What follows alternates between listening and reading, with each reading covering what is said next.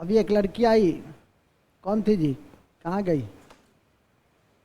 कि सर इसमें बीपीएससी वाला ज्योग्राफी नहीं है। हम कहे महाभोदू है। अरे परीक्षा बीपीएससी की किसी भी स्तर की कोई क्यों ना हो, सिलेबस वही होता है और उतनी ही बातें पढ़ाई जाती है, उससे कहीं ज़्यादा ही हर कक्षा में 2-4% ज़्यादा ही पढ़ाते हैं, कम नहीं। लेकिन जिसका दिमागी मत शून्य हो है वो कहाँ गई, देखिए पानी पीने गई है सर, ठीक है कि नहीं। तो आशा है कि उन बातों को समझ रखें कि ज्योग्राफी के संपूर्ण पाठ्यक्रम जो कमीशन के द्वारा मोटे तौर पे आकलित की गई है, कमीशन पाठ्यक्रम जारी नहीं करता है। कमीशन सिर्फ यह कहता है कि हम भूगोल से संबंधित जो प्रश्न है वो पूछेंगे।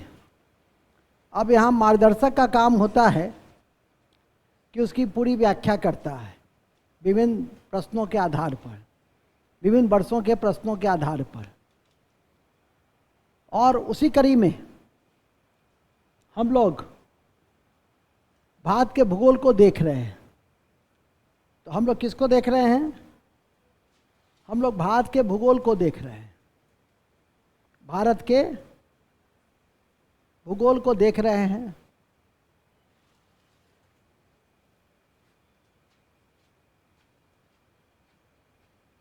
भारत के भूगोल को हम लोग देख रहे हैं और भारत के भूगोल का आज दूसरा अध्याय है और वो अध्याय है भारत का भौतिक विभाजन और उसका दूसरा भाग है वो है प्रायद्वीपीय पठार। तो भारत के भूगोल का आज कौन सा अध्याय चल रहा है, भारत का भौतिक विभाजन। और भौतिक विभाजन का और भौतिक विभाजन के जो 4 भाग हैं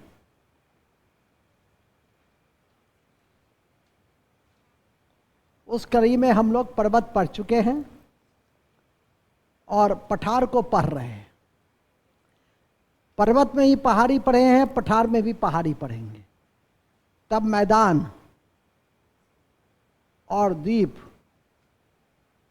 मरुस्थल आदि जैसे महत्वपूर्ण भौतिक पक्ष है। तो हमारी आज की कक्षा इसी पठार से संबंधित है, जिसको अंग्रेजी में हम लोग क्या कहते हैं, प्लाटू, जिसको अंग्रेजी में क्या कहते हैं, प्लाटू। सबसे पहला दिन तो मैंने यही पढ़ाया कि भूगोल क्या है, भूगोल की उत्पत्ति कैसे हुई, भूगोल के कितने भाग हैं।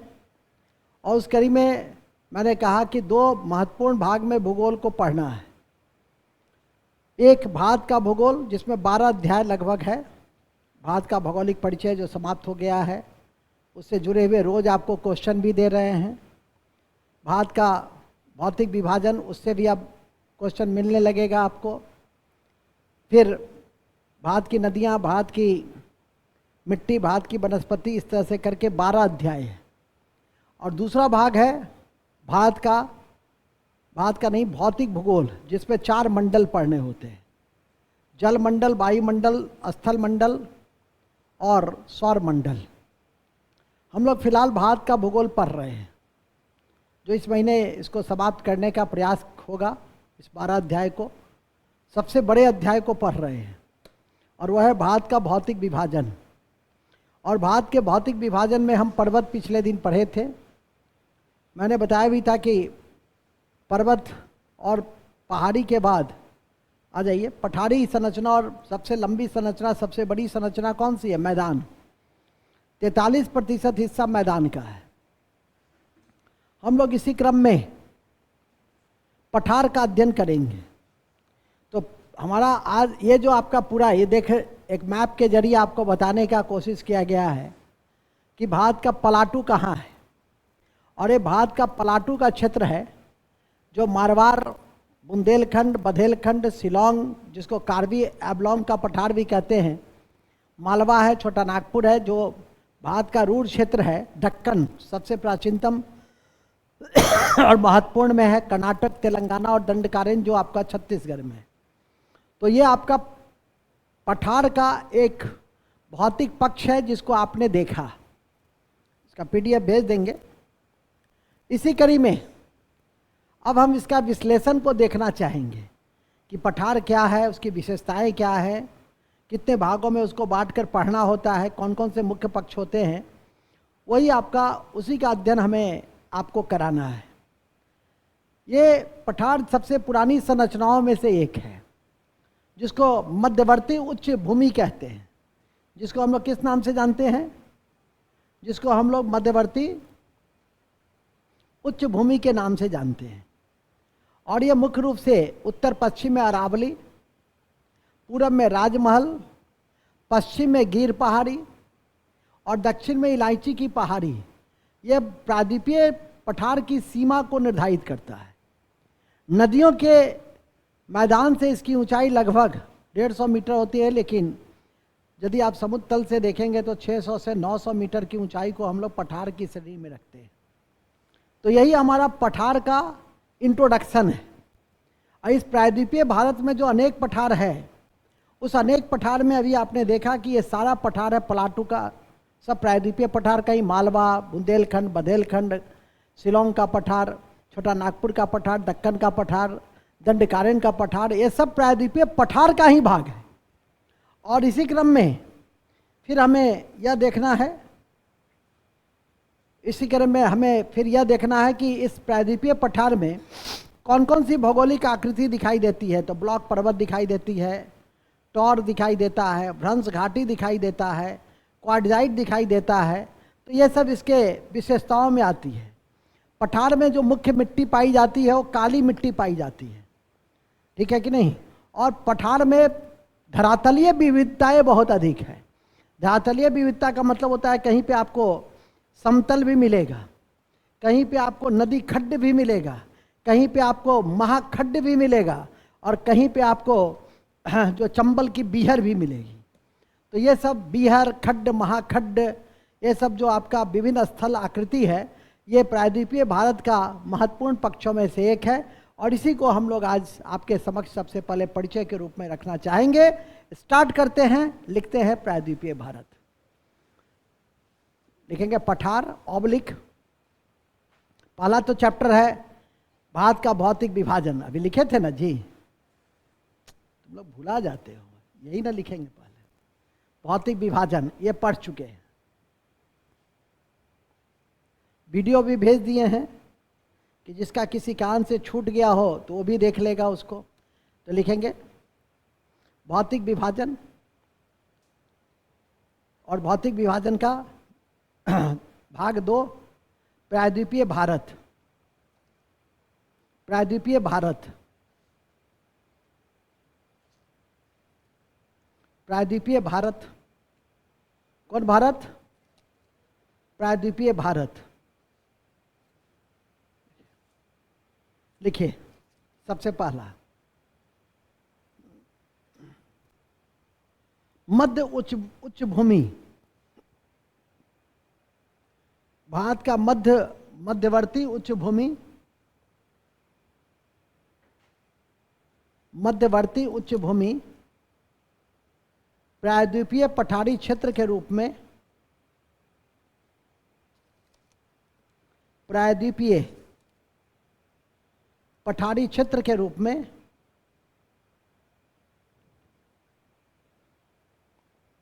में देखते हैं।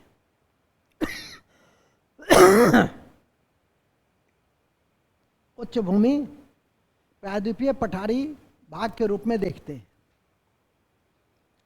कल पढ़ाए भी थे, एक मैप बताए थे आप लोग को, ये मैप है।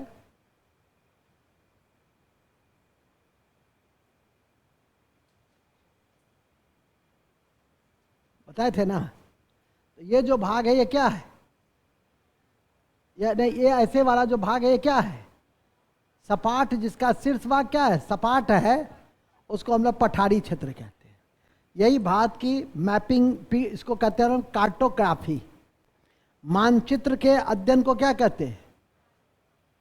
कार्टोग्राफी। ये भी पूछ सकता है। आज हमने पहला क्वेश्चन दिया था कि नवीनीकरण ऊर्जा को जानते हैं। हम यहाँ से वहाँ तक घूम गए, ये किसी ने नहीं लिखा कि उसमें जो विकल्प था अक्षय ऊर्जा के रूप में जानते हैं, गैर परंपरागत ऊर्जा के रूप में जानते हैं, इसी के रूप में नहीं जानते हैं। नहीं, रोज लिखवाते हैं लेकिन दिमाग रखते हैं पड़ोसी के पास। ठीक है कि दिमाग रखिए थोड़ा सा, हम आते हैं लक्ष्य से पढ़ करके, तो कैसे काम चलेगा। मूल बिंदु पे आ जाइए। चित्रकला को क्या कहते हैं? कार्टोग्राफी कहते हैं। ध्यान रखिएगा, हर चीज लिखाई नहीं जाती है। कुछ बात घर के लिए, अरे ये तो बैठी ही हुई है, देखो बोल भी नहीं रही थी। देखिए अभी जो इसकी प्रशंसा हम कर रहे थे, ठीक है कि नहीं, इसकी प्रशंसा ही नहीं कर रहे थे कि ज्योग्राफी जो है सो कम हो रहा है। जब पिछला कॉपी सब मिला के देख लो, ठीक है कि नहीं, उससे ज़्यादा ही पढ़ा देते हैं। ऐसे भी किसी भी कक्षा में हम जब भी नेक्स्ट लेंगे, फिर आधा घंटे के बाद लेंगे ना, तो फिर 2 बातें एक्स्ट्रा बता देंगे। इस बात को हमेशा ध्यान रखिएगा। खैर मूल में आइए, लेकिन जब दिमाग कमज़ोर होता है तो ऐसी तरह के प्रश्न उठते रहते हैं। प्रभात जी के मन में कहाँ यह प्रश्न उठा? क्या प्रभात जी, आपके मन में यह प्रश्न उठा कि कम पढ़ाई हो रही है? जितना पढ़ाई हो रही है वो पचा नहीं पाते हैं साहब, ठीक है कि नहीं। जाकर घर पे क्वेश्चन बैंक देखो, तब लगेगा, यूपीएससी का क्वेश्चन, तब लगेगा कि बाप रे, सर तो आईएएस वाला से थोड़ा ही सा कम पढ़ाए हैं, ठीक है कि नहीं। तो अपना बुद्धि जागृत करो, ठीक है, और कोई संशय हो तो जरूर पूछा करो। खैर चलिए मूल में आ जाइए। तो मैंने कहा कि मध्यवर्ती उच्च भूमि का जो क्षेत्र है वो क्या है? पठारी क्षेत्र है। और जो समुद्र तल से कितना ऊंचाई पर है, और जिसका शीर्ष क्या हो, ऊंचा, जिसका शीर्ष क्या हो, सपाट हो, तो लिख देंगे मध्यवर्ती उच्च भूमि का क्या लिखे हैं के रूप में जानते हैं। और दूसरा पॉइंट क्या लिखे थे? अच्छा वो तो नोट लिखे थे। दूसरा फिर लिखेंगे, यह समुद्र तल से 600 से 900 मीटर की ऊंचाई पर होती है। 600 से 900 मीटर की ऊंचाई पर होती है, ऊंचाई पर होती है, ऊंचाई पर होती है। और जिसका शीर्ष सपाट होता है, और जिसका शीर्ष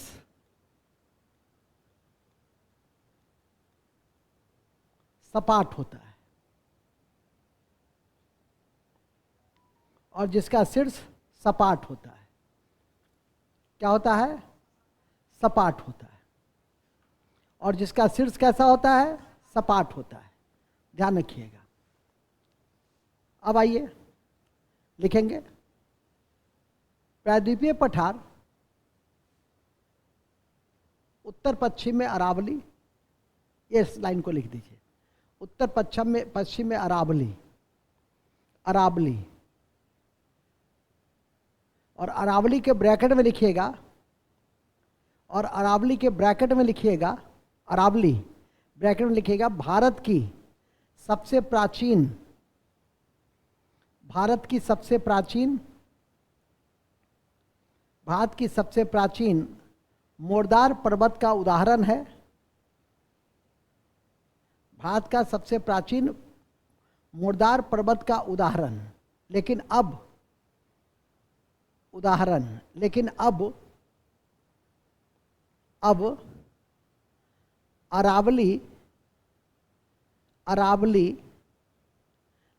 अरावली अवशिष्ट पर्वत का उदाहरण हो गया है। अब अरावली अवशिष्ट पर्वत का उदाहरण हो गया है। समझे? तो जैसा प्रश्न रहेगा टिक ऐसे पे लगाइएगा। अब किसका उदाहरण हो गया है? क्यों हो गया है? क्यों हो गया? अपर्दन हुआ है। जैसे आप देखते होंगे कि ये 80 किलो की है, 6 फीट की है, जब 100 साल की हो जाएगी तो क्या हो जाएगी? 4 फीट की हो जाएगी।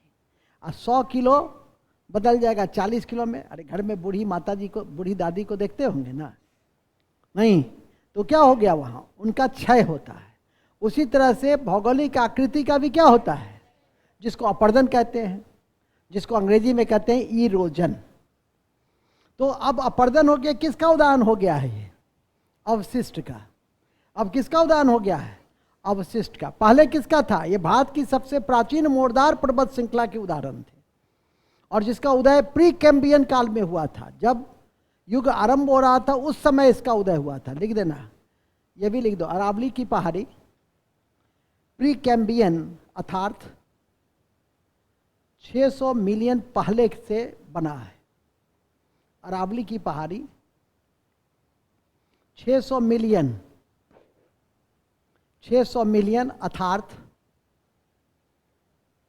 अर्थात प्री कैम्बियन काल से बना है।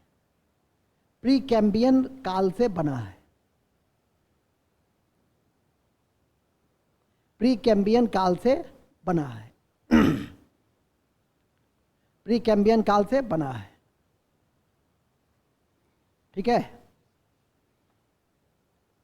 फिर लिख देंगे अरावली की पहाड़ी की सबसे ऊंची चोटी गुरु शिखर है। अरावली की पहाड़ी की सबसे ऊंची शिखर गुरु शिखर है, जो अरावली की पहाड़ी की सबसे ऊंची शिखर, सबसे ऊंची चोटी, पहाड़ी है तो चोटी होगी, सबसे ऊंची चोटी गुरु शिखर है। ब्रैकेट में लिख दो 1722 मीटर। 1722 मीटर गुरु शिखर है, जिसे राजस्थान में माउंट आबू के नाम से जाना जाता है। जिसे राजस्थान में, जो मैंने अभी आपको बताया, ठीक है, कि अरावली की पहाड़ी अब पूर्व में है। अब लिखिए ये, अच्छा एक बात और लिख देना, रुक जाओ अरावली में एक बात और लिख देना। इसका विस्तार कहाँ से कहाँ तक है? राजस्थान, हरियाणा, दिल्ली तक विस्तार है। यहाँ तक कि दिल्ली का जो राष्ट्रपति भवन रायसीना पहाड़ी पर ही बसा हुआ है। इसलिए जब आप देखिएगा दिल्ली के राष्ट्रपति भवन को, तो नीचे समतल है और ऐसे करके उठा हुआ है। वीडियो देख सकते हैं यदि नहीं गए होंगे दिल्ली तो आप देखिए, तो वो रायसीना की पहाड़ी है और रायसीना की पहाड़ी अरावली का ही विस्तार है। चलिए लिख दीजिए अरावली की पहाड़ी राजस्थान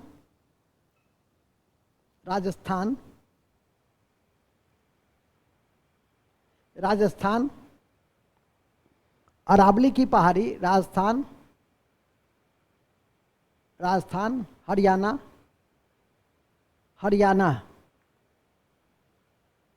हरियाणा और दिल्ली तक विस्तारित है। दिल्ली तक विस्तारित है।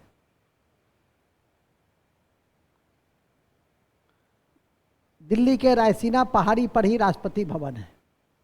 दिल्ली के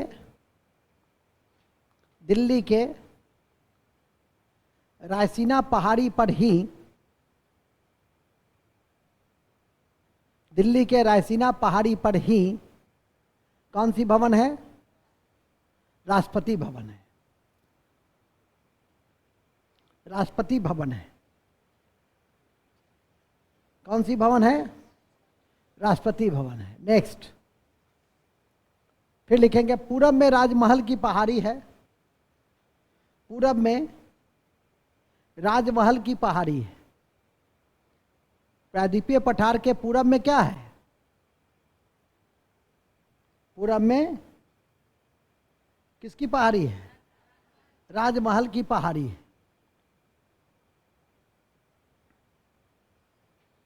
एवं उत्तर पूरब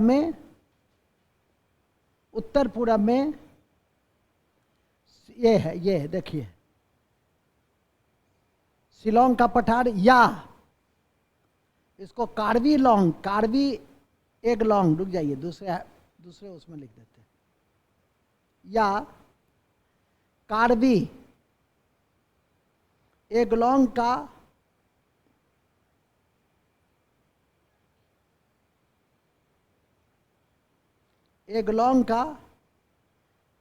का क्षेत्र कहते हैं इसे। तो ऐसे भी पूछ सकता है कि कार्बी एगलोंग का क्षेत्र किस पठारी क्षेत्र में है? बुंदेलखंड, बघेलखंड नहीं, मालवा की पठार, शिलोंग का पठार। तो आज ना परीक्षा तक ध्वस्त हो जाएगा। याद रखिएगा, कार्बी एग्लोंग का पठार भी इसको कहते हैं। और यह तथ्य सिर्फ और सिर्फ एनसीईआरटी लिखा है। जो आपको मैं कहता हूं कि बाबू एनसीईआरटी पढ़िए, नहीं भी पढ़िएगा तो मैं तो हूं ही, चूंकि सरदार मैंने आपका नमक खाया है, लेकिन फिर भी किताब पढ़ने की आदत डेवलप कीजिए तो ज़्यादा अच्छा होगा। ठीक है कि नहीं? और उसकी टेस्ट हो जाती है। रोज हम आपके 30 क्वेश्चन लेते हैं, ठीक है कि नहीं? और 30 क्वेश्चन में एनसीईआरटी का 2-4 क्वेश्चन हम डाल ही देते हैं। आप पढ़े कि नहीं पढ़े वो समझ में आ जाइए। कुछ तो सेल्फ मूल्यांकन कीजिए। रोज़ तो मैं कहता हूँ, रोज़ बताता भी हूँ, रोज़ पूछता भी हूँ, फिर भी वही ढाक के 3 बात। मूल बिंदु पे आ जाइए। तो कार्बी एग्लोंग शिलोंग का पठार, कार्बी एग्लोंग, कार्बी एग्लोंग शिलोंग का पठार। अब आइए, लिखे ही है यहाँ पर कि उत्तर पूरब में, उत्तर पूरब में शिलोंग का पठार या कार्बी एग्लोंग का पठार भी इसी भूखंड का विस्तार है। किस भूखंड का? है प्रायद्वीपीय। अरावली तो हो गया खत्म, वो तो उत्तर पश्चिम में था, वो खत्म हो गया। अब पूरब का पढ़ रहे हैं ना, उत्तर पूरब पढ़ रहे हैं ना, तो उसका विस्तार माने प्रायद्वीपीय पठार का विस्तार है। किसका विस्तार है? तो कार्बी एग्लोंग जो है वो किस पठार में आता है? उत्तर पूर्वी में आता है। ठीक है कि नहीं? फिर लिखिए कॉमा, पश्चिम में गिर की पहाड़ी, पश्चिम में गिर की पहाड़ी जो शेर के लिए प्रसिद्ध है। पश्चिम में गिर की पहाड़ी जो बब्बर शेर के लिए प्रसिद्ध है। मैंने गिरनार की पहाड़ी, पश्चिम में गिर या गिरनार की पहाड़ी जो बब्बर शेर के लिए प्रसिद्ध है, प्रसिद्ध है। ठीक है? आप जान लीजिए, इसी जगह पर इतिहास में एक झील का निर्माण हुआ था और वो झील था सुदर्शन झील। सबसे पहले सुदर्शन झील का निर्माण चंद्रगुप्त मौर्य के समय में ही हुआ था, अशोक के समय में हुआ, रुद्रदमन के समय में हुआ, स्कंदगुप्त के समय में हुआ। लेकिन हम पढ़ रहे हैं क्या? ज्योग्राफी। लेकिन इतिहास भी बता रहे हैं। ध्यान रखिएगा कि सुदर्शन झील का निर्माण सबसे पहले किस शासक के समय आरंभ हुआ था? तो चंद्रगुप्त मौर्य के समय। उसके बाद या सुदर्शन झील से संबंधित शासक नहीं है। चंद्रगुप्त मौर्य, अशोक, रुद्रदमन, स्कंदगुप्त, फिरोज शाह तुगलक। क्या मारिएगा? फिरोज शाह तुगलक। कल के टेस्ट में आ जाएगा, कल के टेस्ट में आ जाएगा। याद रखिएगा तो बहुत अच्छा, नहीं याद रखिएगा तो इंशाअल्लाह जो होगा सो देखा जाएगा। मूल बिंदु पे आ जाइए। अरे जो होगा वो तो देखा ही जाएगा, लेकिन जो हो रहा है उसको देखिए ना। जो बता रहे हैं उसको याद रखने का। सर याद आप लिखा ही नहीं रहे। अरे जाओ वीडियो देखो 4 बार बैठ करके, याद कैसे नहीं रहेगा? चाहत रखोगे तब ना। अब तो सारी नई टेक्नोलॉजी आपके व्हाट्सएप पे हम भेज देते हैं। पीडीएफ, प्रकाश जी के सौजन से इतना सुंदर पीडीएफ भी चला जाता है सही समय पर। ठीक है कि नहीं? तब एक लड़की जो भागी थी उसका कॉपी देखें तो अल्लाह इधर है, उदल इधर है, कुदल इधर है। मतलब हम कहें कि इससे अच्छा तो 4-5वां का बच्चा लिखता है साहब। ठीक है कि नहीं? इतनी दुखद स्थिति कि हम कहें कि क्यों तैयारी कर रही हो बीपीएससी का। हमको कोई कहने में गुरेज तो है नहीं, इतना कमजोर को नहीं हो सकता है। ठीक है कि नहीं? इससे अच्छा अपना कैरियर का दूसरा विकल्प देख लो। ऊपर से भागती है क्लास से, वो तो समझ में आ जाता है। वो जो चाइल्ड साइकोलॉजी में पढ़ते हैं, पढ़ाई से वही बच्चा भागता है जो मानसिक और शारीरिक तौर पर क्या रहेगा? कमजोर रहेगा।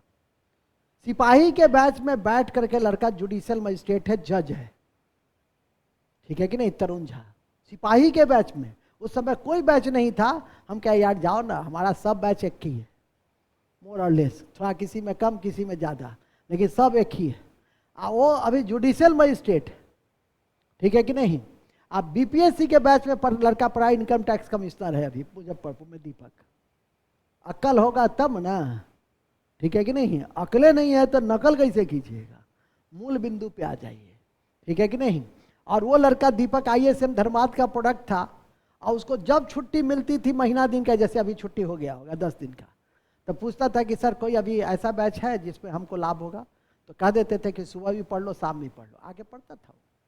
उसको इस बात का कोई वो नहीं था कि हम SSC में पढ़ रहे हैं कि BPSC में पढ़ रहे हैं कि कहाँ पढ़ रहे हैं। उस बातों को जानता था, समझता था, सीखता था, फिर NCERT जो कहता था मैं उसको करता था। आज IRS है, ठीक है कि नहीं। और UPSC का कक्षा, UPSC का बैच हमने इसलिए बंद कर दिया, एक तो लड़का उस स्तर का था ही नहीं। जब तक लड़का उस स्तर का नहीं होगा तब तक आप कैसे उस लेवल में उसको ले जाएंगे, कोई यूज नहीं है उसका, ठीक है कि नहीं। मूल बिंदु पे आ जाइए। मूल बिंदु यह है कि जैसा कि मैंने अभी आपको बताया कि पश्चिम में गिरनार की पहाड़ी, बब्बर शेर के लिए प्रसिद्ध, सुदर्शन झील के लिए प्रसिद्ध। तो सुदर्शन झील का ऐतिहासिक महत्व है, बता दिया मैंने। यहीं पे एक मांडवी की पहाड़ी है गुजरात में। ये गिरनार की पहाड़ कहाँ है? गुजरात में। ये गिर की पहाड़ी कहाँ है? हाँ ही पश्चिम में। गुजरात कहाँ है? पढ़े थे ना, पहला दिन सब पढ़ाए थे ना, उत्तर कहाँ, दक्षिण कहाँ, पूरब कहाँ, पश्चिम कहाँ। फिर कहे थे जाके मैप देखो, गुजरात किधर है, राजस्थान किधर है, बंगाल किधर है, मिजोरम किधर है, त्रिपुरा किधर है। मैप देखोगे तो कुछ अपने भी क्लियर होगा। फिर आइए पश्चिम के बाद आइए दक्षिण में। दक्षिण में इलायची की पहाड़ी है। इलायची की पहाड़ी है। इलायची की पहाड़ी है। इलायची की पहाड़ी जो केरल और तमिलनाडु में, जो केरल और तमिलनाडु में है, जो केरल और तमिलनाडु में है,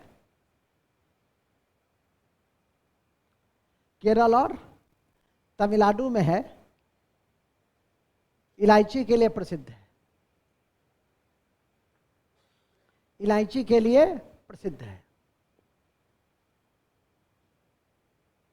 ठीक है। इलायची के लिए प्रसिद्ध है। कल के टेस्ट में रहेगा सब क्वेश्चन, रट के आना। इलायची के लिए प्रसिद्ध है, यही है आपका। और ये जितनी भी क्षेत्र हैं, अरावली, गिरनार, कार्बी एंगलोंग, इलायची की पहाड़ी, सब प्रायद्वीपीय पठार की क्या बनाता है? सीमा निर्धारण करता है। लिखेंगे कॉमा, यह सभी पहाड़ी, यह सभी पहाड़ी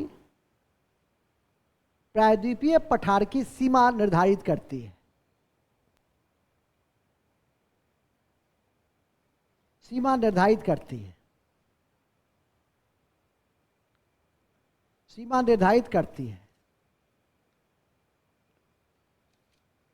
फिर लिखिए इसी कड़ी में, इसी कड़ी में प्रायद्वीपीय पठार में, प्रायद्वीपीय भारत या प्रायद्वीपीय पठार, प्रायद्वीपीय पठार या प्रायद्वीपीय भारत अनेक पठारों से मिलकर बना है। अनेक पठारों से मिलकर बना है। तो पहले समझे ना कि पठार क्या है। क्या है पठार? पता है ना? हाँ, ऐसा भाग जो समुद्र तल से 600-900 मीटर ऊंचा और जिसका शीर्ष भाग सपाट, खनिज के लिए प्रसिद्ध। किसके लिए प्रसिद्ध होता है पठार? मैदान होता है फसल के लिए, गेहूं, चावल, उसके लिए मैदान। और पठार होता है खनिज के लिए। अब पर्वत होता है जड़ी बूटी के लिए, इन सब के लिए प्रसिद्ध होता है, ठीक है कि नहीं। और समुद्र तट होता है मछली के लिए, ब्लू रिसोर्सेज के लिए, जैसे सिपिया, जैसे बहुधात्विक पिंड कोबाल्ट, इन सब के लिए समुद्र प्रसिद्ध होता है। आँख का नाक थोड़ा खोलिए, सर रुक जाइए, लिखने दीजिए, कोई फायदा नहीं है। कुछ अपने भी उन चीज़ों को एब्जॉर्ब करो कि पठार खनिज के लिए, मैदान, अरे मैदानी में ना फसल होगा, फसल तो पठार में भी होता है। प्रसिद्ध किसके लिए है? जड़ी बूटी तो हमारे यहाँ भी मिलता है, लेकिन प्रसिद्ध कौन सा क्षेत्र होगा? पर्वतीय क्षेत्र होगा। मछली तो हमारे यहाँ भी नदी पोखर में होता है, लेकिन प्रसिद्ध किसके लिए होगा? समुद्री क्षेत्र के लिए। आशा है समझ गए होंगे। चलिए तो लिखेंगे, जैसे लिखे मालवा का पठार, मालवा का पठार जो मध्य प्रदेश में है, मालवा का पठार जो मध्य प्रदेश में है, और ग्रेनाइट चट्टान की प्रधानता है, और ग्रेनाइट चट्टान की प्रधानता है, ग्रेनाइट चट्टान की प्रधानता है, ग्रेनाइट चट्टान की प्रधानता है, ग्रेनाइट चट्टान की प्रधानता है। कहाँ? मालवा में। और इस पर बेतवा, पार्वती, बेतवा, पार्वती, काली सिंधु, और इस पर मैंने इस पठारी क्षेत्र में बेतवा, पार्वती, काली सिंधु, काली सिंधु, काली सिंधु, चंबल, चंबल नदी प्रवाहित होती है, चंबल नदी प्रवाहित होती है, चंबल नदी प्रवाहित होती है, जो आगे चलकर, जो आगे चलकर यमुना में मिल जाती है, जो आगे चलकर यमुना में मिल जाती है, मिल जाती है। नोट लिख दो, नोट। चंबल घड़ियाल के लिए प्रसिद्ध है, चंबल घड़ियाल के लिए प्रसिद्ध है, घड़ियाल संरक्षण के लिए चंबल नदी प्रसिद्ध है, चंबल नदी घड़ियाल संरक्षण के लिए प्रसिद्ध है। अब यह नहीं कोई कह देगा सर ये घड़ियाल क्या होता है, तब तो मैं बेहोश हो जाऊंगा। ठीक है। एवं चंबल बिहार और खड्ड के लिए जाना जाता है, एवं चंबल बिहार और खड्ड के लिए जाना जाता है। बिहार, बिहार और खड्ड के लिए जाना जाता है, बिहार और खड्ड के लिए जाना जाता है।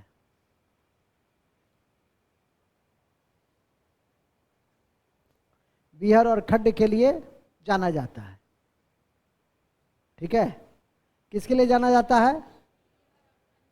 बिहार कैसा होता है? जहां मिट्टी का अपरदन सबसे अधिक हो जाता है। फिल्म शोले देखे होगे, शोले, अरे हो सांबा, तो देखे होगे गब्बर सिंह कहाँ है और क्या सांबा कहाँ है, तो वहाँ मिट्टी का क्या है? अपरदन है। नहीं तो वहाँ उस क्षेत्र को क्या कहते हैं? उस क्षेत्र को बिहार के रूप में जानते हैं। आशा है समझ गए होगे कि ये भी प्रायद्वीपीय पठार की एक महत्वपूर्ण फीचर होती है। क्या? खड्ड, महाखड्ड, बिहार इत्यादि। ठीक है कि नहीं? इसके बाद लिखिएगा, एक नोट में और लिख देंगे। नोट, लावा से निर्मित मालवा का पठार काली मिट्टी के लिए प्रसिद्ध है। लावा से निर्मित, लावा से निर्मित मालवा का पठार, मालवा का पठार काली मिट्टी के लिए प्रसिद्ध है। काली मिट्टी के लिए प्रसिद्ध है, काली मिट्टी के लिए प्रसिद्ध है। अब आ जाइए दूसरा, अनेक पठार से मिलकर बनाया तो मालवा हो गया ना। अब लिखिए दूसरा, बुंदेलखंड और बघेलखंड का पठार उत्तर प्रदेश और मध्य प्रदेश में है। उत्तर प्रदेश और मध्य प्रदेश में है। उत्तर प्रदेश और मध्य प्रदेश में है। बुंदेलखंड और बघेलखंड का पठार उत्तर प्रदेश और मध्य प्रदेश में क्रमशः है। और यह क्षेत्र भी जल संकट के लिए जाना जाता है। और यह क्षेत्र जल संकट के लिए जाना जाता है। जल संकट के लिए जाना जाता है। कौन से संकट के लिए? जल संकट के लिए। ठीक है। नेक्स्ट, छोटा नागपुर का पठार, छोटा नागपुर का पठार को, छोटा नागपुर का पठार झारखंड को खनिज संसाधन के लिए जाना जाता है। खनिज संसाधन के लिए जाना जाता है। किसके लिए जाना जाता है? खनिज संसाधन के लिए।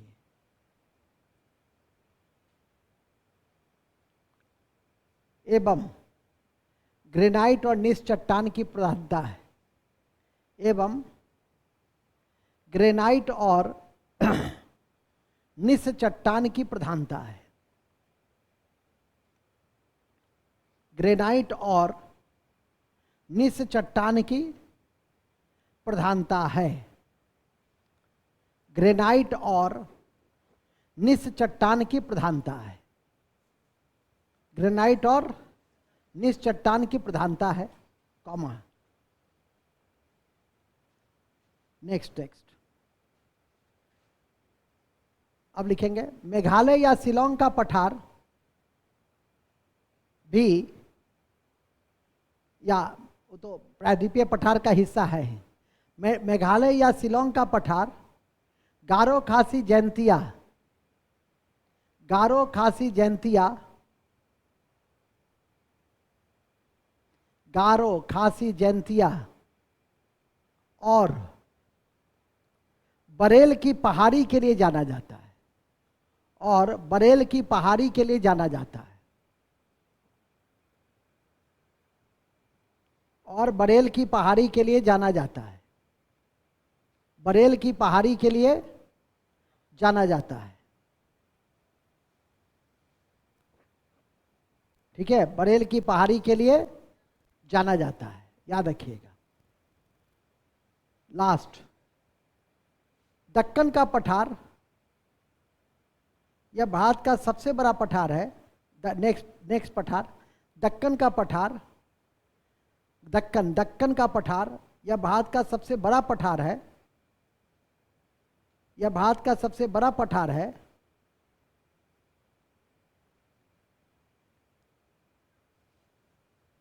जो क्रिस्टियस युग का है। जो किस युग का है? क्रिस्टेशियस युग का है। जो क्रिस्टेशियस युग का है।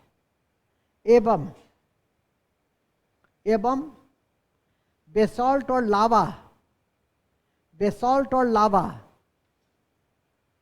बेसॉल्ट और लावा के लिए प्रसिद्ध है।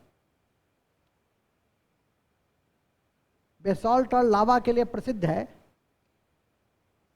इसी कारण यहां काली मिट्टी भी मिलती है।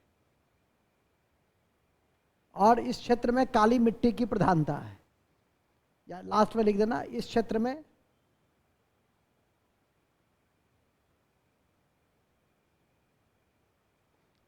में काली मिट्टी की क्या है? प्रधानता है।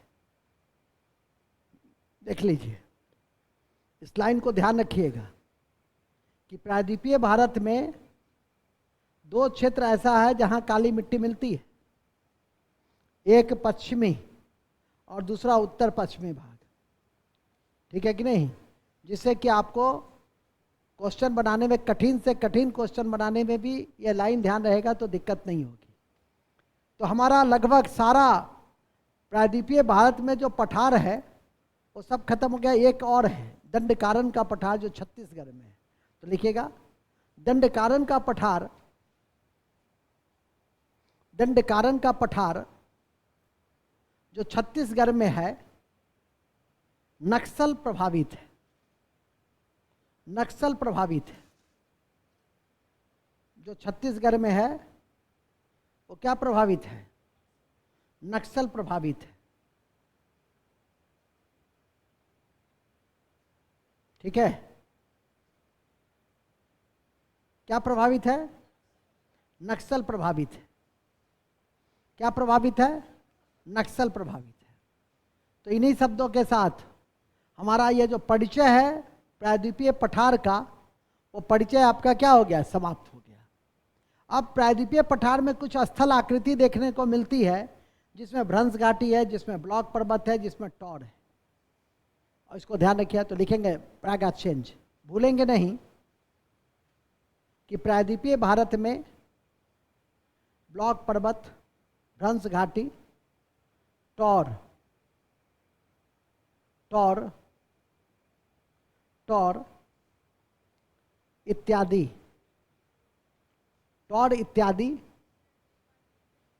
प्रायद्वीपीय भारत में कई स्थल आकृति जैसे ब्लॉक पर्वत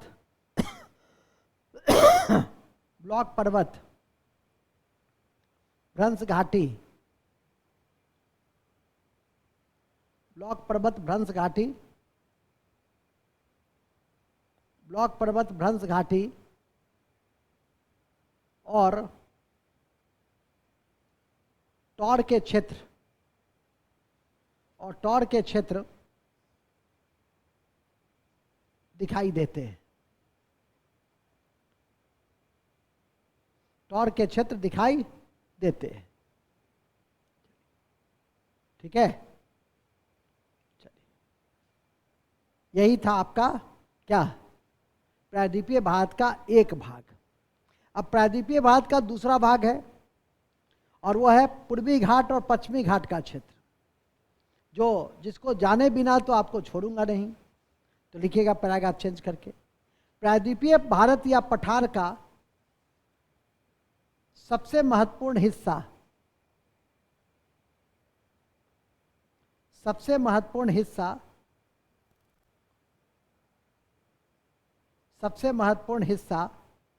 पश्चिमी घाट और पूर्वी घाट है। पश्चिमी घाट और पूर्वी घाट है। पश्चिमी घाट और पूर्वी घाट है। पश्चिमी घाट या पूर्वी घाट है,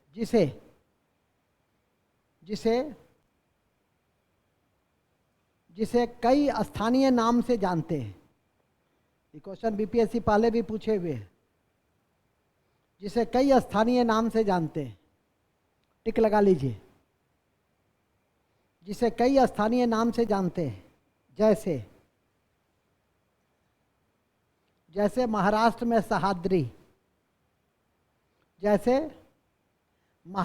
सह्याद्री,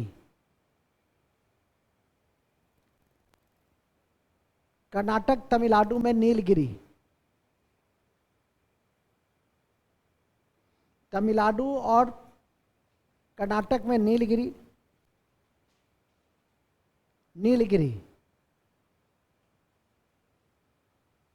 ठीक है। नीलगिरी के ब्रैकेट में लिखिए, नीलगिरी के ब्रैकेट में इसकी सबसे ऊंची चोटी दोदा बेटा है। नीलगिरी में के ब्रैकेट में लिखिएगा, इसकी सबसे ऊंची चोटी दोदा बेटा है। दोदा बेटा ब्रैकेट में ही लिखिएगा, इसकी सबसे ऊंची चोटी दोदा बेटा है। और यह पूर्वी घाट और पश्चिमी घाट का मिलन स्थली है। और यह पूर्वी घाट और पश्चिमी घाट का मिलन स्थली है। मिलन स्थली है। यह पूर्वी घाट और पश्चिमी घाट का मिलन स्थली है। कौन? दोदा बेटा नीलगिरी। दोदा बेटा जिसका विस्तार तमिलनाडु, कर्नाटक, यहाँ तक कि केरल तक है। तो ध्यान रखिएगा, केरल में इसका स्थानीय नाम क्या है पश्चिमी घाट का? अन्नामलाई या और इलायची की पहाड़ी। तो लिखेंगे केरल में इसे अन्नामलाई, अन्नामलाई, अन्नामलाई या इलायची की पहाड़ी कहते हैं।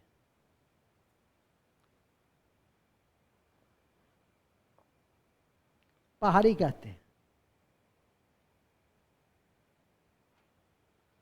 अति महत्वपूर्ण है कि प्रायद्वीपीय भारत की सबसे ऊंची चोटी, अति महत्वपूर्ण है कि प्रायद्वीपीय भारत की सबसे ऊंची चोटी,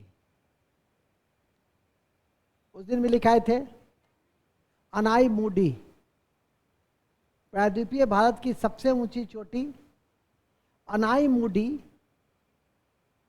अनाईमुडी अन्नामलाई की पहाड़ी में ही है, 2695 मीटर, 2695 मीटर। कहाँ है ये? अन्नामलाई की पहाड़ी केरल में, तो लिखे ही है केरल, ठीक है, केरल तमिलनाडु की सीमा पर है। कितना मीटर? 2600, अंडरलाइन करो, अंडरलाइन, 2695 मीटर, ठीक है, 2695 मीटर। तो आप यदि पश्चिमी घाट में इतनी पहाड़ी को याद कर लेते हैं, सह्याद्री, नीलगिरी, अन्नामलाई, इलायची, तो आपका काम तमाम है। ऐसा नहीं याद हुआ तो भी काम तमाम है।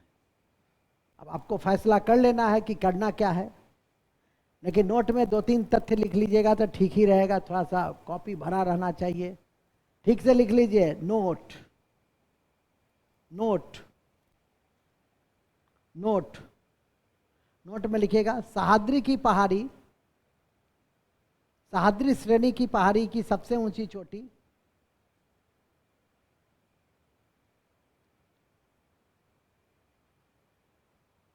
सबसे ऊंची चोटी कुसुबाई, कुसुबाई, महाबलेश्वर, महाबलेश्वर और कुद्रेमुख है।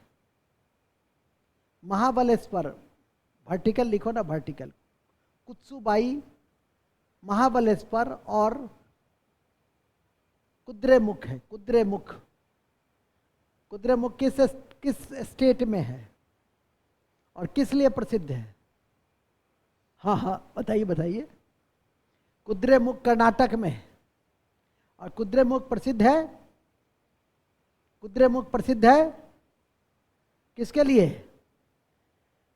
लोहा के लिए। तो नोट में लिख दो, कुद्रेमुख कर्नाटक में है जो लोहा के लिए जाना जाता है। कुद्रेमुख लोहा के लिए है कर्नाटक में, लोहा के लिए प्रसिद्ध है कर्नाटक में, कर्नाटक में,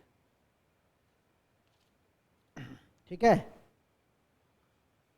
नोट नंबर 2, शांत घाटी केरल में, शांत घाटी केरल में है, शांत घाटी केरल में है जो जैव विविधता के लिए प्रसिद्ध है, जो जैव विविधता के लिए प्रसिद्ध है, जो जैव विविधता के लिए जाना जाता है।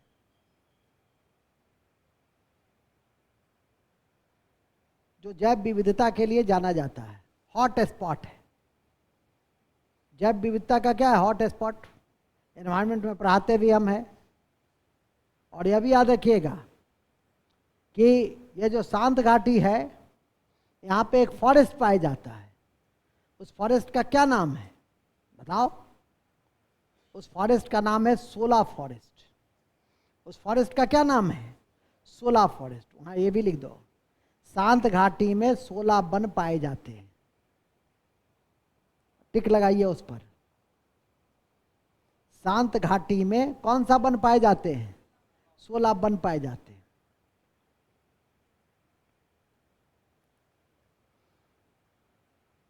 कौन बताएंगे कि विश्व जैव विविधता दिवस कब मनाया जाता है?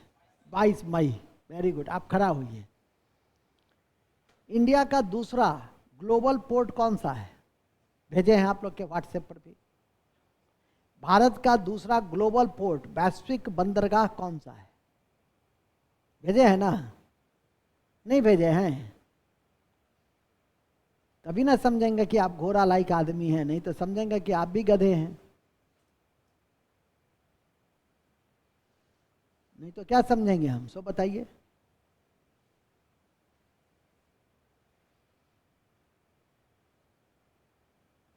नहीं याद कीजिएगा तो कोना है तय से बताओ।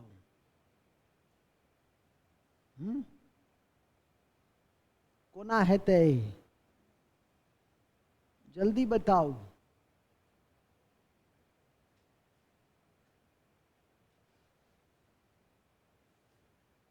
कोना है तय। एक तो ये भी भेजे थे कि नोबेल पुरस्कार कौन सा विजेता था जिसने गॉड पार्टिकल की खोज की थी, उसकी निधन हो गई। Peter Higgs.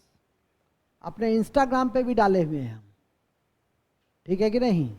अपने इंस्टाग्राम कहता हूँ, क्या है वो, टेलीग्राम पर देखिएगा तब ना। कहते हैं कमीशन की तैयारी एक लाइफ स्टाइल है, उस लाइफ स्टाइल में सतत जागरूक होना पड़ता है, ठीक है कि नहीं। कौन है बताओ जी तुम, क्या नाम है इसका, बच्ची देखते हो। चारबाहार के बाद सितबे भारत का दूसरा वैश्विक बंदरगाह बना। ये सितबे म्यांमार में। कौन सा ऐसा देश है जहां नशे के कारण, हड्डी का नशा वहां लोग सेवन करने लगा और आपातकाल लगा दिया गया। पढ़े ना प्रभात जी, एकदम भेजे हुए आपके ऊपर। आपका व्हाट्सएप ग्रुप में नहीं है जुड़ा हुआ। कौन सा है अफ्रीकी देश, कौन सा है बताओ जी। उसका नाम है सियरा लियोन। उसका क्या नाम है, सियरा लियोन। बातचीत के क्रम में ये 3 बिंदु को कभी मत भूलना, कमीशन में आएगा। समझा कि नहीं समझा, कॉपी के ऊपर में लिखिए। पहले बाद में लिखेंगे ये 16 फॉरेस्ट बाद में, पहले ये लिखो। विश्व जैव विविधता दिवस 22 मई को मनाया जाता है। कॉपी के ऊपर में जहां कहें वही लिखना। हम कहें ना कि जैसे जैसे रात गहरी होती है हम गर्म होते जाते हैं, फिर भी ये लोग जो है रात में पढ़ता नहीं है, भागने के चक्कर में रहता है, ठीक है। हाँ बैठ के पढ़ो 9 बजे तक हमारे साथ, बहुत सारी बात बताएंगे, बहुत सारी, समझी। इसलिए 8 साढ़े 8 हो जाए तो रोने नहीं लगो, मुस्कुराती रहो, जब भी देखे मुस्कुराओ। अब ऐसा भी नहीं कि जैसे लग रहा है कि हमको जो है चिढ़ा रहे हो, तो ऐसा भी नहीं लगना चाहिए। मतलब मुस्कान का मतलब नेचुरल रहना चाहिए, क्या जी। ऐसा नहीं मैं तुम्हारी तरफ 8:30 बजे देख रहा, तब तो लगेगा हमको चिढ़ा रहा है। चलो ठीक है। तो विश्व जैव विविधता दिवस 22, और दूसरा फिर लिखो चारबाहार के, ईरान के चारबाहार के बाद, ईरान के चारबाहार के बाद, ईरान के चारबाहार के बाद सितवे म्यांमार बंदरगाह, ईरान के चारबाहार बंदरगाह के बाद पहला वैश्विक बंदरगाह था। सितवे, सितवे, सितवे म्यांमार बंदरगाह भारत का दूसरा वैश्विक बंदरगाह बना। भारत का भारत का दूसरा वैश्विक बंदरगाह बना।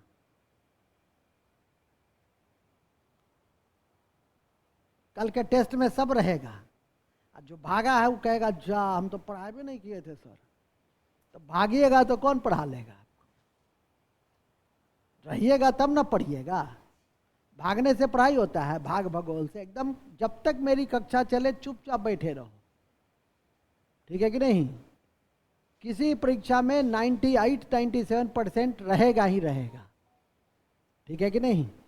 नहीं करोगे तो वही हमेशा उसकी तरह कहोगे कि सर ये बात तो छूट गया था, ये तो लिखाए कहाँ थे, ठीक है कि नहीं। तो जो भागेगा उसको तो वास्तव में कॉपी में नहीं मिलेगा, उसको मिलेगा। आज आप रहे हैं तो आपकी कॉपी में है कि सितवे बंदरगाह विश्व का दूसरा महत्वपूर्ण बंदरगाह है। पहला कौन था, चारबाहार ईरान। सितवे बंदरगाह कहाँ है, फिर गॉड पार्टिकल के जनक हिग्स का निधन हो गया, यह भी इंपॉर्टेंट है। और सियरा लियोन में युवाओं में हड्डी के नशा के कारण राष्ट्रीय आपातकाल की घोषणा की गई। हड्डी के आपातकाल के, हड्डी के नशे के कारण। हाँ जी ठीक है, आते हैं 10 मिनट। ठीक है, किसकी रचना की गई, क्या किया गया? राष्ट्रीय आपातकाल लगाया गया। तो लिखिएगा, कॉपी के ऊपर में लिखें, गॉड पार्टिकल के जनक, गॉड पार्टिकल के जनक।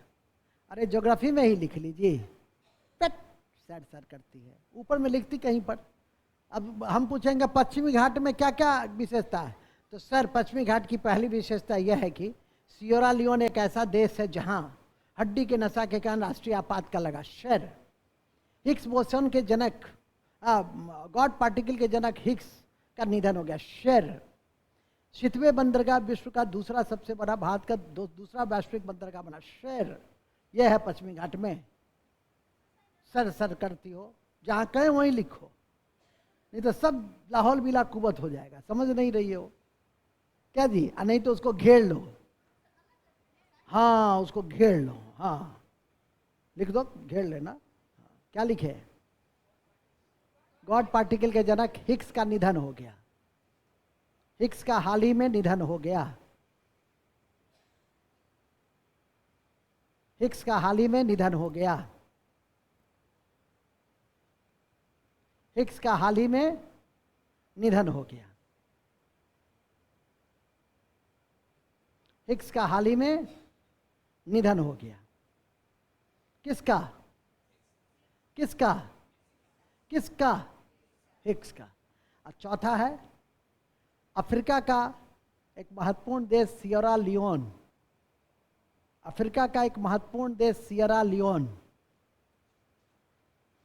अफ्रीका का एक महत्वपूर्ण देश सियरा लियोन। सियरा लियोन में, अफ्रीका के एक महत्वपूर्ण देश सियरा लियोन में युवाओं में हड्डी के नशा होने, नशा की प्रवृत्ति होने के कारण, हड्डी के नशा होने की प्रवृत्ति के कारण राष्ट्रीय आपातकाल लगा दिया गया। राष्ट्रीय आपातकाल लगा दिया गया।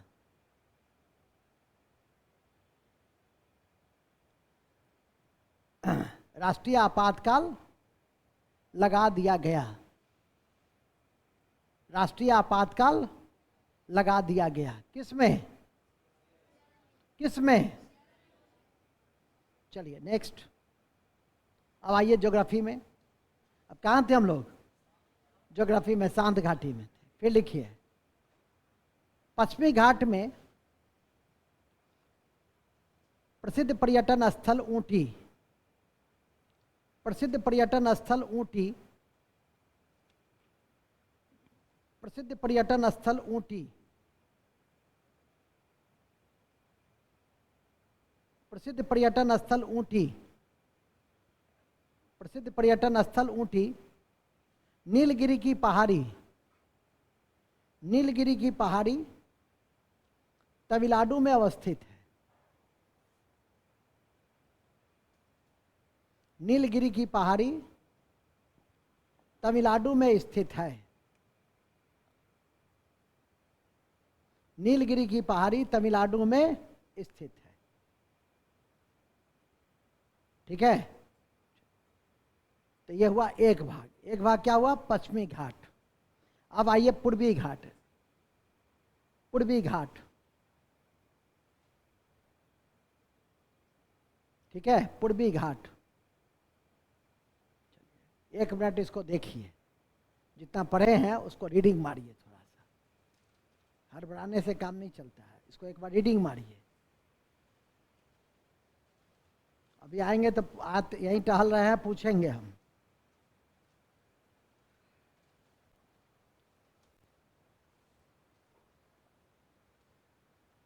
रीडिंग मारिए, रीडिंग।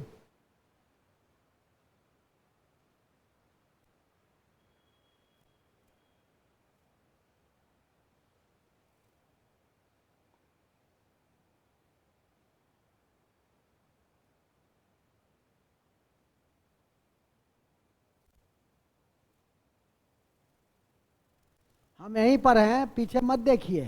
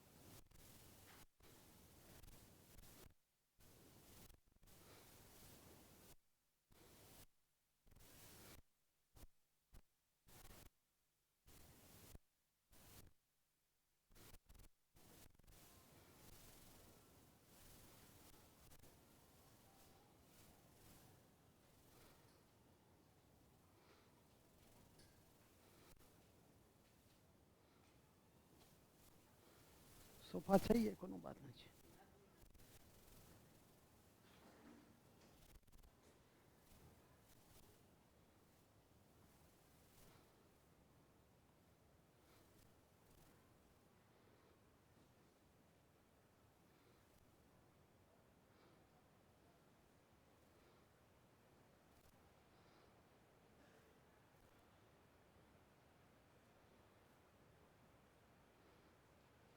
हो गया?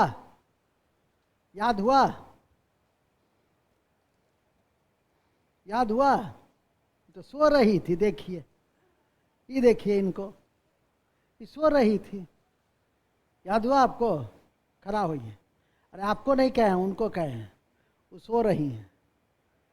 आप खड़ा होइए। हमारा मन हम आप ही से पूछेंगे, क्या कीजिएगा बताइए।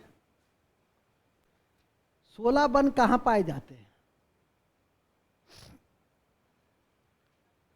झारखंड में। देखते हैं। चलो जी, तुम उठो। अनाई मुडी और दोदा बेटा में क्या अंतर है?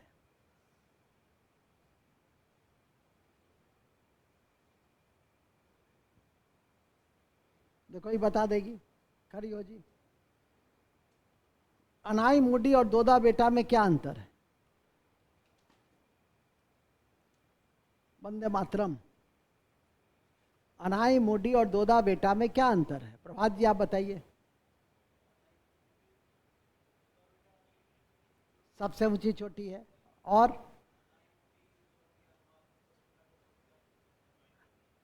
अनाई मुडी दक्षिण भारत की सबसे ऊंची चोटी है। वो नीलगिरी की पहाड़ी की सबसे ऊंची चोटी है। बैठिए। प्रदीप जी खड़े होइए।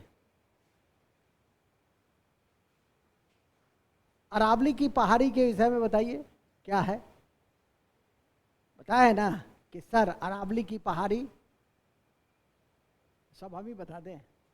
अभी तो बताया है थोड़ी देर पहले। आप लिखते भी अच्छा हैं,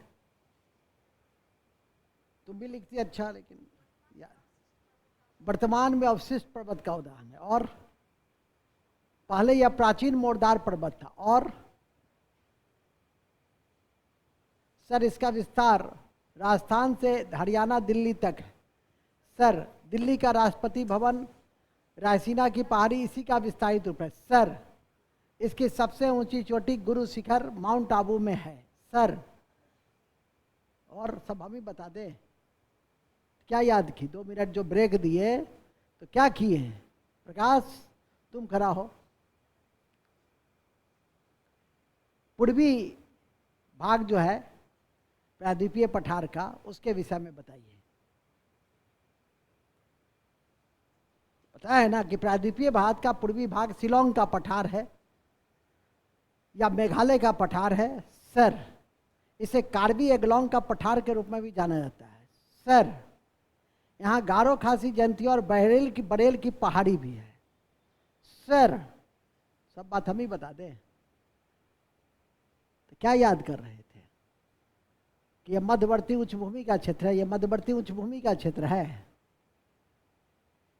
बैठो बैठो बैठो, याद कीजिए, याद। चलिए नेक्स्ट, पूर्वी घाट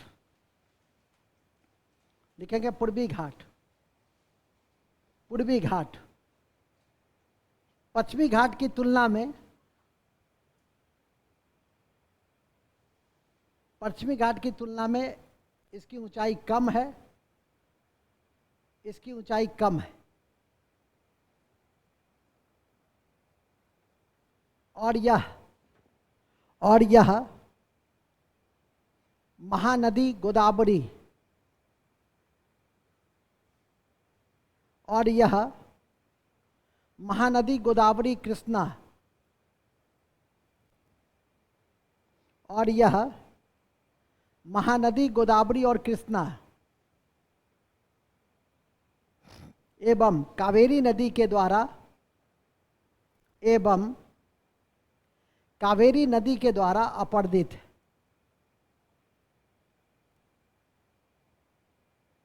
कावेरी नदी के द्वारा अपर्दित है। क्या है? अपरदित है। यहाँ की मुख्य श्रेणियों में जावदी की पहाड़ी, यहाँ की मुख्य श्रेणियों में, यहाँ की मुख्य श्रेणियों में ये चारों पहाड़ी लिख दीजिएगा। जावादी, पालकोंडा, नल्ला मल्ला और महेंद्रगिरी की पहाड़ी। और यहाँ की प्रसिद्ध पहाड़ियों में कौन कौन सी पहाड़ी है? हाँ, जावादी, पालकोंडा, नल्ला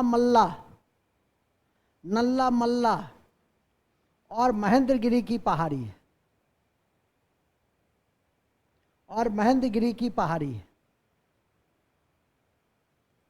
तो याद रखिए दो बातें, पहले कि पूर्वी घाट में जो अपरदन है वो तेज है।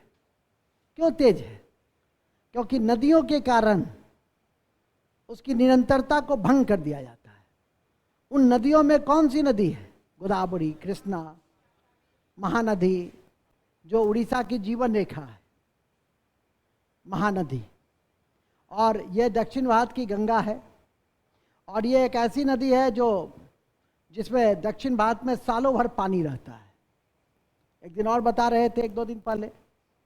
फिर जब कावेरी में जाइएगा तो लिखवाएंगे, तो भी नहीं याद रखिएगा तो कौन भला करेगा साहब? ठीक है कि नहीं? मुख्य बिंदु पे आ जाइए। मुख्य बिंदु यह है कि यह जावादी, पालकोंडा, ठीक है, नल्ला मल्ला, महेंद्रगिरी की पहाड़ी। इसके अतिरिक्त फिर लिखिए, इसके अतिरिक्त तमिलनाडु की पालनी की पहाड़ी, तमिलनाडु की पालनी की पहाड़ी जहां कोडाई कनाल स्टेशन है, जहां कोडाई कोनाल, पालनी की पहाड़ी जहां कोडाई कोनाल स्टेशन है।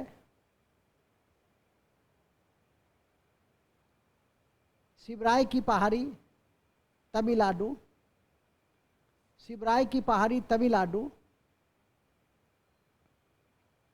शिवराय की पहाड़ी तमिलनाडु।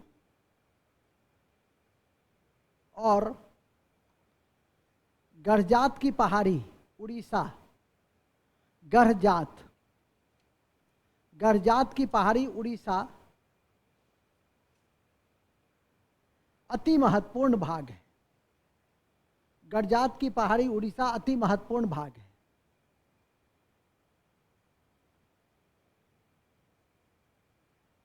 अति महत्वपूर्ण भाग है। बस, तो इन्हीं शब्दों के साथ हमारी प्रायद्वीपीय पठार क्या हो गई? समाप्त हो गई। अब जब भी कोई पाठ समाप्त होता है तो क्या पढ़ते हैं हम लोग? Booster fact. तो लिखो booster fact. Booster fact, booster fact लिखिएगा सबसे पहला।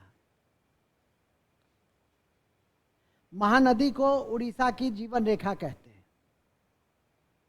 महानदी को उड़ीसा की जीवन रेखा कहते हैं।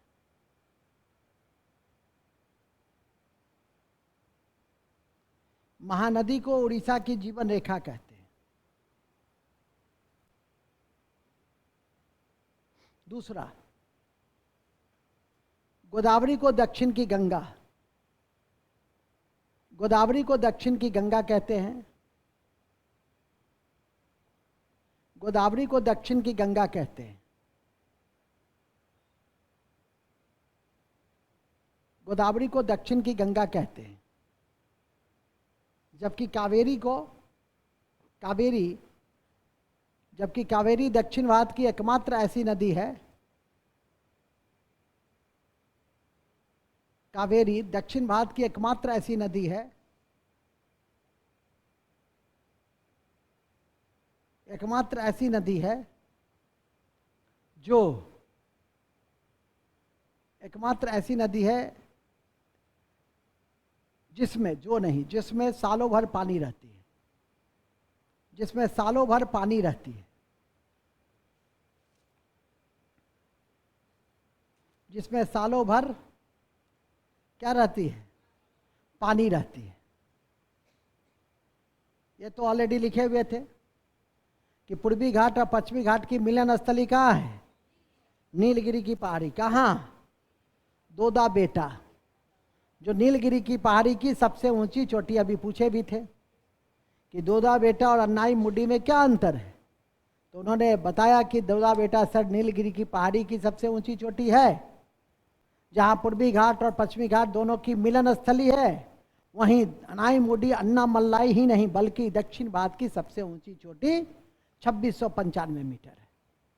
सर रटोगे तो क्यों एक्यूरेसी नहीं रटोगे तो गाँव मुँह करोगे, ठीक है कि नहीं। नेक्स्ट,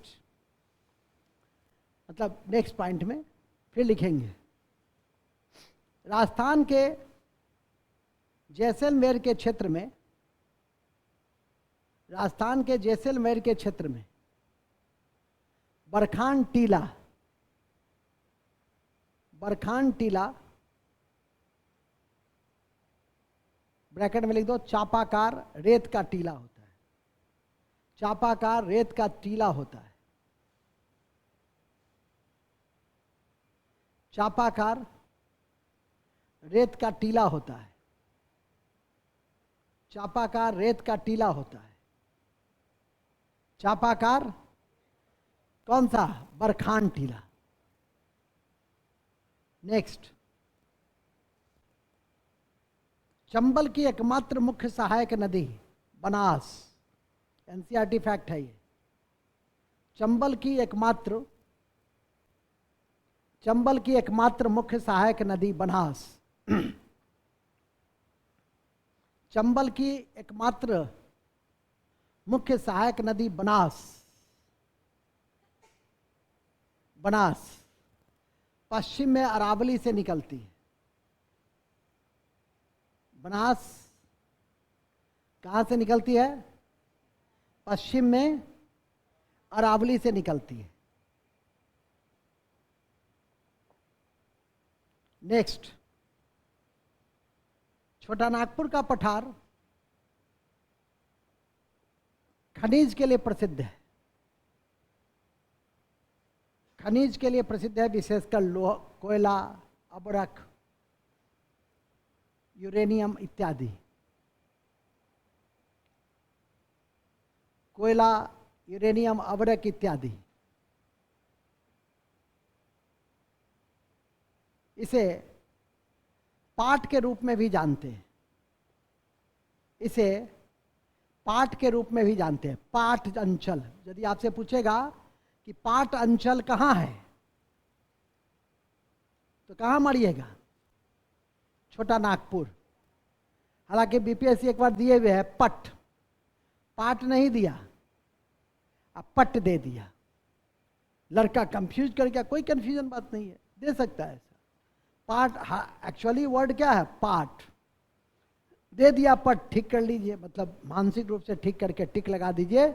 अरे भाव समझ में आ गया ना कि क्वेश्चन पाट अंचल या पट अंचल कहाँ है, तो छोटा नागपुर की पहाड़ी में। या पट अंचल किस लिए प्रसिद्ध है, खनिज के लिए। कैसा खनिज के लिए, कोयला, अबरक, यूरेनियम। और इसी से मिलता जुलता मेघालय है, मेघालय का पठार भी कोयला के लिए प्रसिद्ध है, यूरेनियम के लिए प्रसिद्ध है। उसका डोमिया टास का जो इलाका है कोयला के लिए प्रसिद्ध है। और आजकल रैट होल उत्खनन होता है। अभी उत्तराखंड में कुछ मजदूर जो फंसे थे, वो रेट होल उत्खनन का ही नतीजा था। इसलिए परीक्षा में पूछा जाता है कि रेट होल का संबंध किससे है, तो खनन क्षेत्र से। और आजकल ये रेट होल खनन काफ़ी प्रसिद्ध टर्मिनोलॉजी भी है, जिसको याद करके रखना है। लिखेंगे पट अंचल, पाट अंचल छोटा नागपुर के पठारी क्षेत्र को ही कहा जाता है। पाट अंचल छोटा नागपुर के पठारी क्षेत्र को ही कहा जाता है।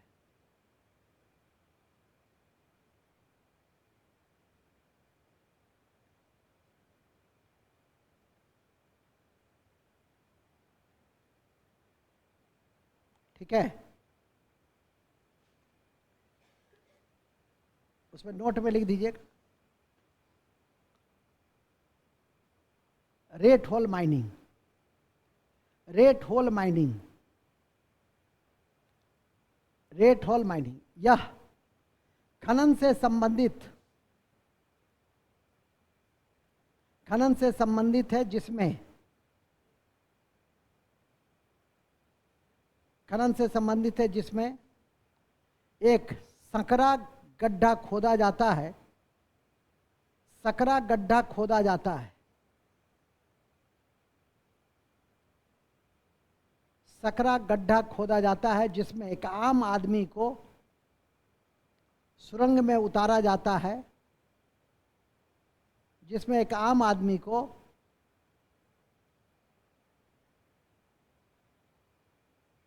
सुरंग में उतारा जाता है और कोयले का निष्कर्षण किया जाता है, और कोयले का निष्कर्षण किया जाता है।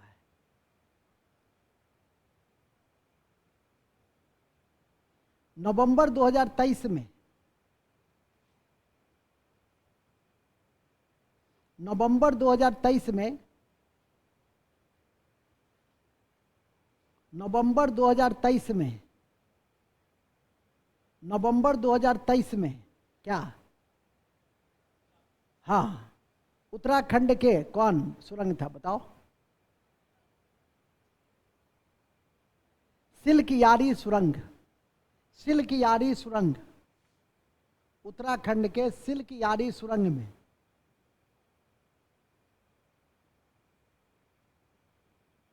सिल्क सुरंग में 41 मजदूरों को निकालने के लिए, सिल्क सुरंग में 41 मजदूरों को निकालने के लिए इसी विधि का प्रयोग किया गया था, इसी विधि का प्रयोग किया गया था। टिक लगा के रख लीजिए। इसी विधि का, किस विधि का? रेट होल माइनिंग का, रेट होल माइनिंग का रखा गया था। टिक लगाइए, टिक,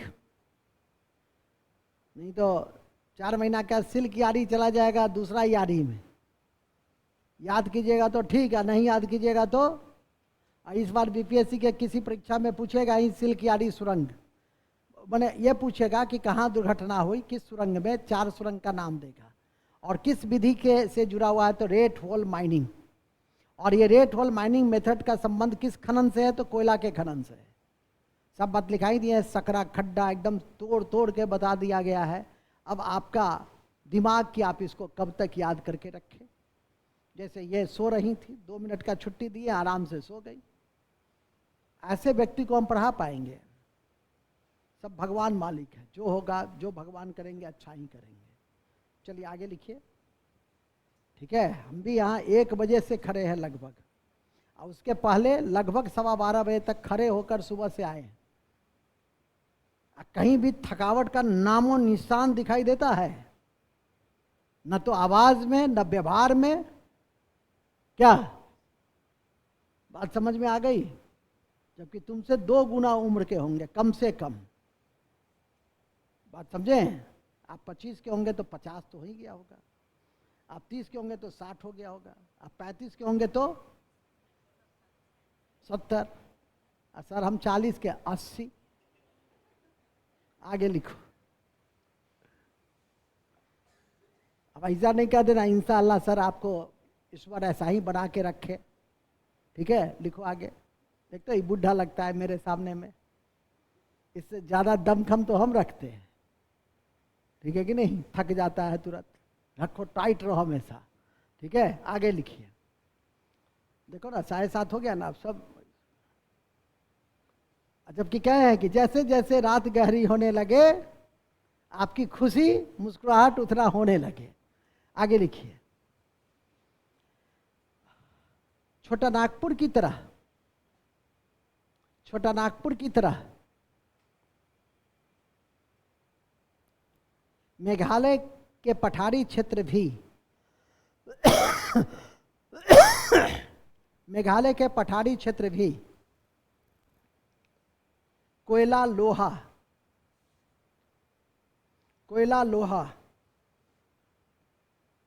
कोयला, लोहा, ठीक है, चूना पत्थर, यूरेनियम, यूरेनियम इत्यादि के लिए, इत्यादि के लिए प्रसिद्ध है, इत्यादि के लिए प्रसिद्ध है। कौन सा क्षेत्र? कौन सा क्षेत्र? छोटा नागपुर का पठारी क्षेत्र के अलावा उसका उसी के समान कौन? मेघालय का पठारी क्षेत्र। बस इतनी बात आप अपनी परीक्षा के दृष्टि से याद करके रख लीजिएगा तो कहीं कोई दिक्कत नहीं आएगी। ठीक है, एक शून्य रेखा लिख लीजिए। शून्य रेखा भारत और बांग्लादेश के बीच है। शून्य रेखा भारत और बांग्लादेश के बीच है। शून्य रेखा भारत और बांग्लादेश के बीच है। जबकि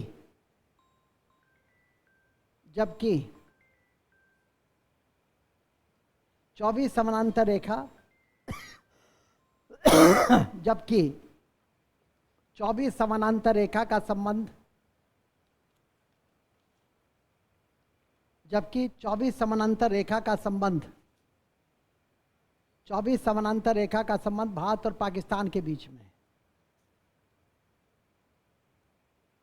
भारत और पाकिस्तान के बीच में।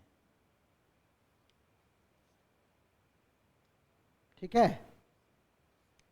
भारत और पाकिस्तान के बीच में। बस ओके, ये दोनों बातें। अभी एक कल परसों चुनाव रैली में भी एक द्वीप बड़ा चर्चा में रहा था और उस द्वीप का नाम है कच्चा तीबू। और जब भी चर्चा में आ जाए तो संजोग से अभी ज्योग्राफी चल ही रहा है तो लिख देंगे चर्चित कच्चा तीबू विवाद का संबंध। पूछ सकता है यह परीक्षा में। चर्चित कच्चा तीबू, कच्चा तीबू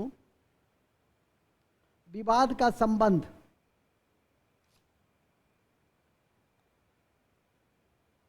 विवाद का संबंध विवाद का संबंध भारत और श्रीलंका के बीच से।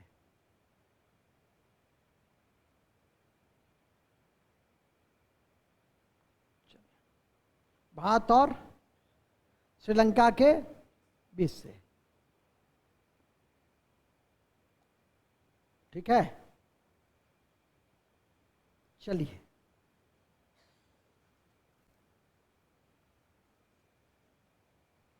अब इन्हीं शब्दों के साथ हमारा क्या हो गया? पठार समाप्त हो गया। पठार के बाद तीसरी कौन सी विभाजन है? मैदान। उत्तर का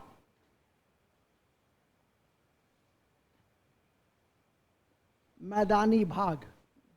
कमलेश जी, कमलेश जी, कमलेश,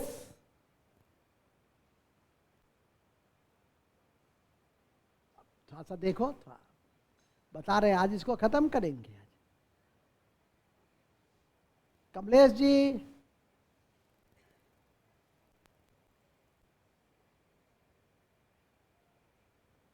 उत्तर का